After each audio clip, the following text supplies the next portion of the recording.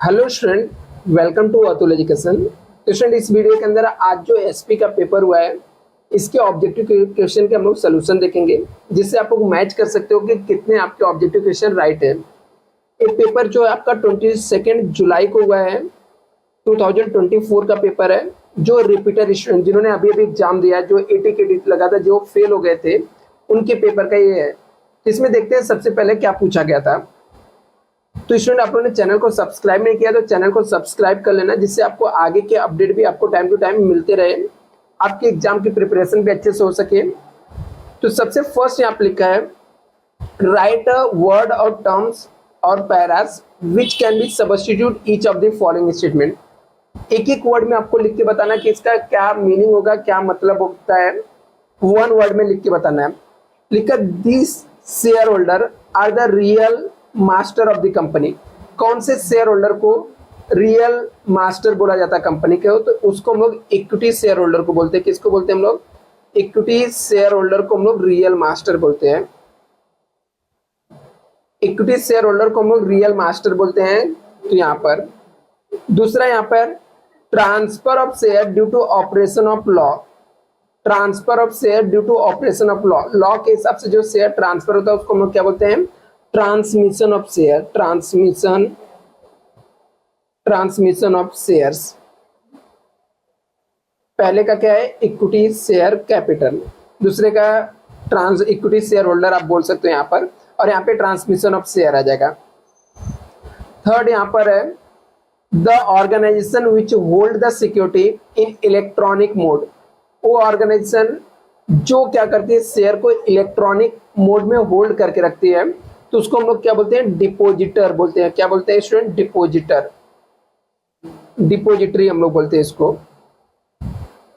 Next यहाँ पे लिखा है, the terms on investment paid to share holder of the company. लिखा, the return on investment paid to share holder of the company. Company के share holder को investment करने के बदले में जो अमाउंट पे किया जाता है उसे हम लोग क्या बोलते हैं? तो उसको हम लोग डिविडेंड बोलते हैं। उसको हम लोग स्टूडेंट क्या बोलते हैं? डिविडेंड बोलते हैं। नेक्स्ट यहां पर है, अब market which provide long term fund. जो market long term fund provide करता है उसको हम लोग क्या बोलते हैं स्टूडेंट? कैपिटल मार्केट बोलते हैं। उसे हम लोग कैपिटल मार्केट बोलते हैं। लॉन्ग टर्म के लिए जो फंड प्रोवाइड करता है उसे हम लोग कैपिटल मार्केट बोलते हैं। नेक्स्ट पूछा गया था 5 मार्क्स के लिए, state whether the following statement true और फॉल्स है। जहां पे लिखा है, equity share holder enjoy fix rate of dividend. बोलता है इक्विटी शेयर होल्डर को फिक्स रेट में डिविडेंड मिलता है। ये स्टेटमेंट क्या है? फॉल्स है। इक्विटी शेयर होल्डर को फ्लैक्चुएट रेट में डिविडेंड मिलता है। नेक्स्ट यहाँ पे लिखा है, debenture holder paid interest. Debenture holder को इंटरेस्ट ही पे किया जाता है, तो मतलब ये स्टेटमेंट क्या हो गया? राइट हो जाएगा। नेक्स्ट यहां पर है,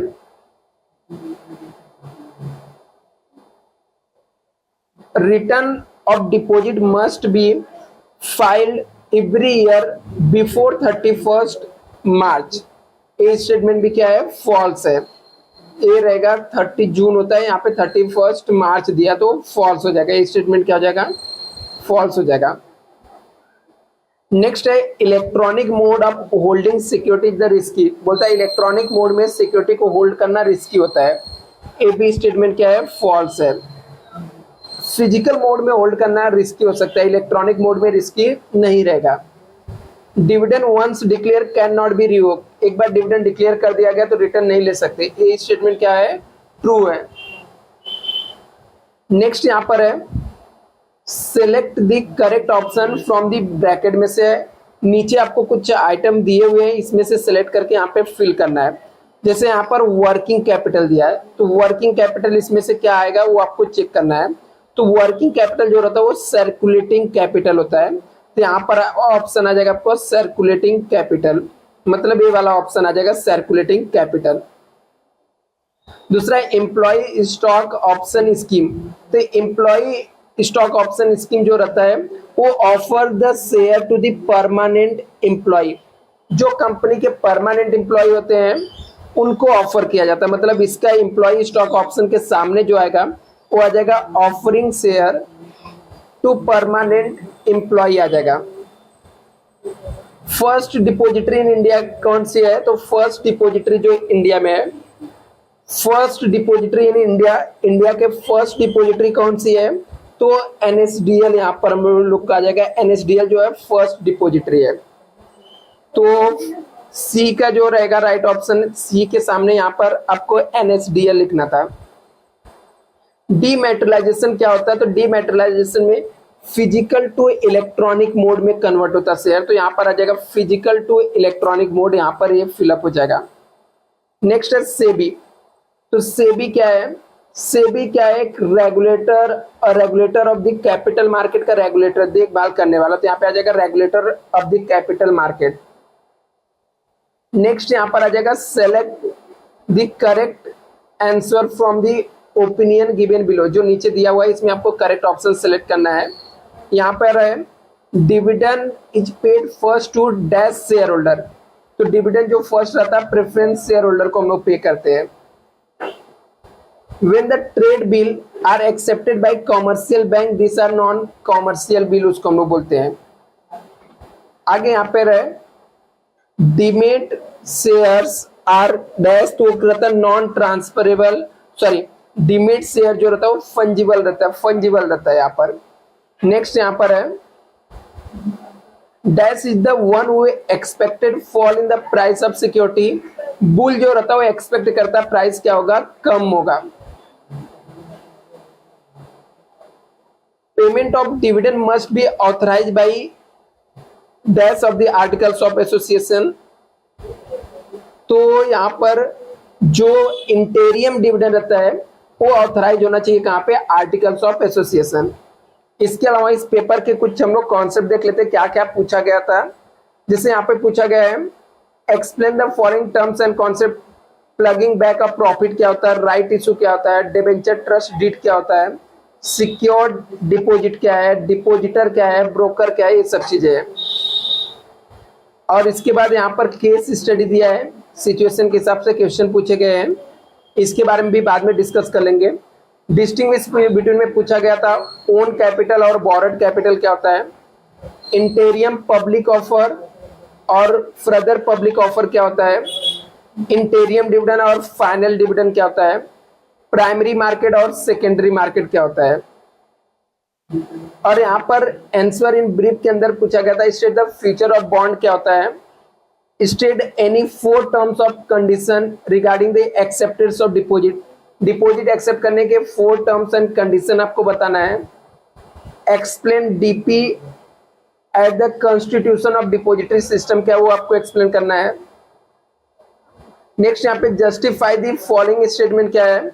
इक्विटी शेयर होल्डर और real owner and controller of the company होता है। इक्विटी शेयर होल्डर जो रहता है वो रियल ओनर और कंट्रोलर है कंपनी का। A share holder of the public company can transfer share, बोला जो शेयर होल्डर रहता है पब्लिक कंपनी को शेयर को ट्रांसफर कर सकता है। आपको जस्टिफाई करना है। Unpaid dividend can be use by the company, unpaid dividend को कंपनी यूज कर सकती है। Capital market useful for corporate sector के लिए कैपिटल मार्केट यूजफुल है। इसके बाद अटेम्प्ट द फॉलोइंग के अंदर आपको पूछा गया है write a letter to the member for the payment of dividend through the dividend warrant. Dividend warrant के थ्रू कैसे आपको डिविडेंड पे करना है उसके ऊपर आपको लेटर लिखना है। एनी टू पूछा गया था। दूसरा क्वेश्चन था draft a letter allotment of debenture. Debenture allotment के लिए कैसे डिविडेंड लेटर लिखना है वो आपको पूछा गया है। Draft a letter thanks to the depositor of the company, company के डिपॉजिटर को थैंक्स बोलना है लेटर ड्राफ्ट करके। तो ये आपको यहाँ पर पूछा गया है। इसके अलावा आंसर द फॉलोइंग क्वेश्चन के अंदर आपको पूछा गया है what is the preference share, explain the features. Preference share क्या होते हैं, उसके फीचर्स क्या है। ये आपको टोटल 8 मार्क का ये क्वेश्चन लिखने के लिए आया था। मतलब आपको 2 से 3 पेज एटलीस्ट आपको लिखना चाहिए यहाँ पर।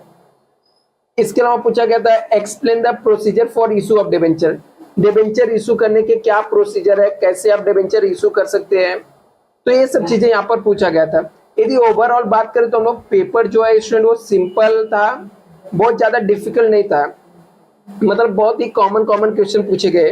यदि आपने अच्छे से प्रिपेयर करके गए रहोगे स्टूडेंट तो मोस्टली आपके क्वेश्चन राइट होंगे। और यहाँ पर केस स्टडी भी हम लोग बाद में देख लेंगे। और कितने ऑब्जेक्टिव स्टूडेंट आपके राइट है आप लोग कमेंट भी करके मुझे बताओ, जिससे एक आइडिया मिलेगा कि कैसा पेपर आप लोग का गया है। तो स्टूडेंट ये पूरे प्रोसेस को आप लोग फॉलो कर सकते हो। यहाँ पर मैंने जितने भी क्वेश्चन एक्सप्लेन कर दिया हूँ, सिर्फ यहाँ पर केस स्टडी बचा हुआ है, उसको बाद में हम लोग करेंगे।